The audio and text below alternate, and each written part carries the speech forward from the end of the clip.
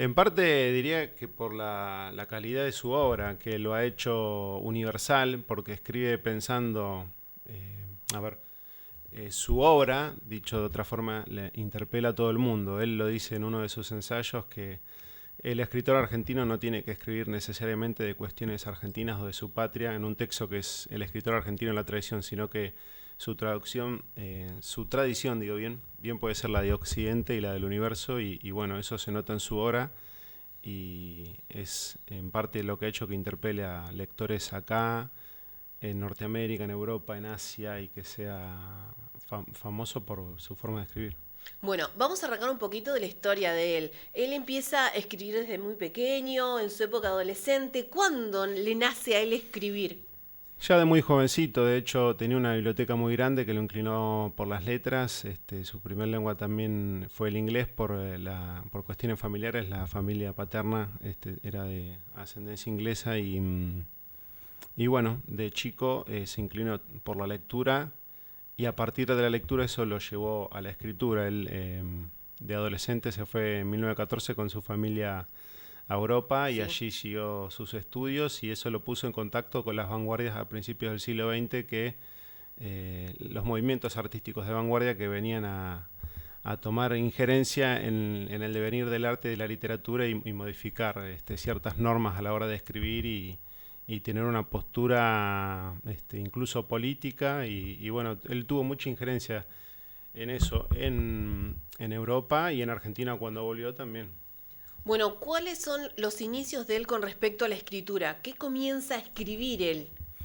Él empieza con poesía, después también se inclinó por el formato del cuento y el del ensayo. Son los tres géneros que más cultivó. Lo que es novela, él no ha escrito, No. son cuentos.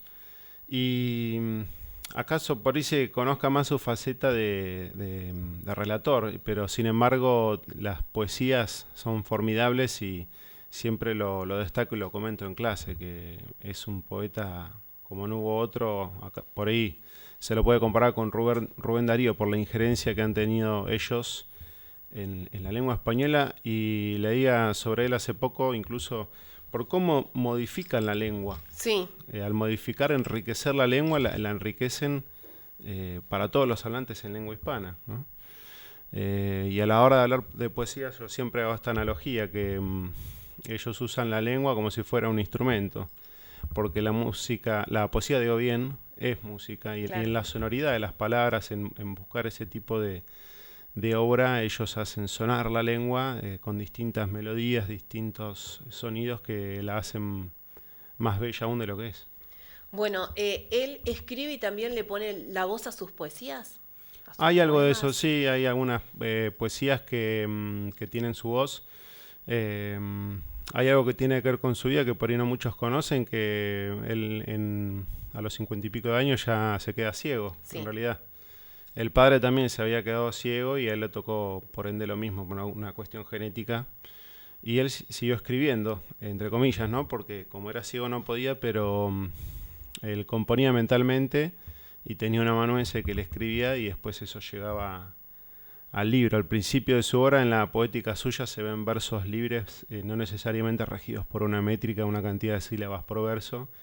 Y con la ceguera, la métrica regular de los versos, y cuando hablo de métrica, me refiero a eso, a la cantidad de sílabas que hay por verso, línea por línea, que hace que eso tenga una musicalidad, la poesía.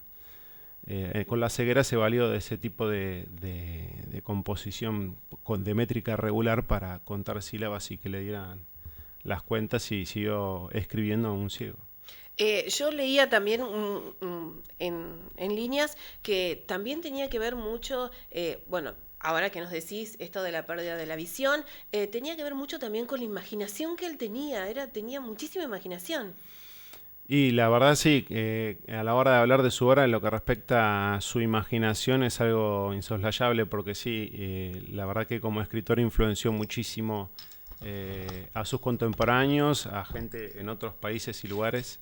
Y bueno, no relacionaría su ceguera directamente con la imaginación suya, sino que la imaginación era uno de sus rasgos sobresalientes. Bueno, Él pasa su infancia acá en Buenos Aires. Sí. ¿Y cómo es su contacto con el resto? ¿Vos conocés un poquitito acerca de cómo es el contacto con el resto de los chicos? Porque tal vez es muy raro que un chico a su edad escriba.